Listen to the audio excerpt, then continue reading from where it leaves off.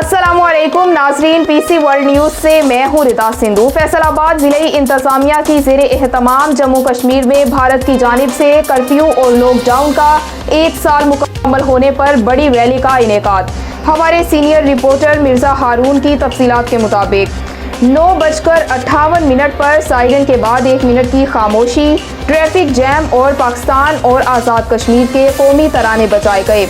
Rally जिला council चौक से शुरू होकर कचहरी बाजार चौक से होती हुई चौक घंटा घर पहुंचकर इख्तिताम पसीर हुई। Divisional commissioner Ishrat Ali, RPO Raja Rifat Mukhtar, deputy commissioner Mohammad Ali, CPO Suhail Chaudhry, अरकान असम्बली शकील शाहिद, फिरदौस राय ने रैली की क़यादत की।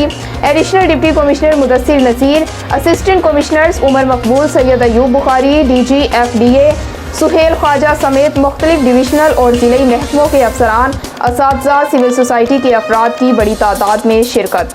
शुरा रैली ने ब्लैक कैप्स, मास्क और बाजू पर एहतजाजन काली पट्टियाँ बांध रखी थी।